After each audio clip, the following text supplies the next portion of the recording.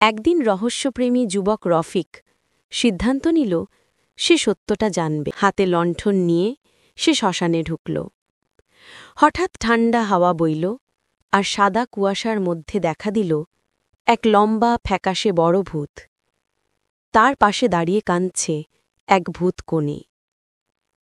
ভূত বর বলল, আজ আমাদের বিয়ে, কিন্তু মানবদের ভয় পাইয়ে কেউ হাজির থাকে না। তুমি কি আমাদের বিয়ের সাক্ষী হবে? রফিক ভয় পেলেও মাথা নেড়ে সম্মতি দিল। মুহূর্তই চারদিক আলোয় ভরে গেল। আলোক ছটা থেকে তৈরি হল ভূতের দুলহান, ভূতের পুরোহিত আর অসংখ্য ছায়া অতিথি। ভূত পুরোহিত মন্ত্র পড়তেই রহস্যময়ে ঘণ্টা বেজে উঠল। বড় কোণে পরস্পরের হাত ধরল। কুয়াশা ঘূর্ণি তুলে চারদিকে নেচে উঠল। হঠাৎ বরভূত হাসল। এখন থেকে তুমি আমাদের বন্ধু, ভয় পেও না, তোমাকে ক্ষতি করব। কথা বলতেই সব আলো নিভে গেল। রফিক আবার চোখ খুলে দেখে সে একা দাঁড়িয়ে আছে। শুধু মাটিতে পড়ে আছে ভূতকনের সাদা ফুলের তোড়া।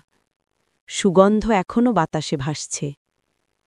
রফিক বুঝল সবকিছু সত্যি ছিল। ভূতের বিয়ে সে চোখের সামনে দেখেছে।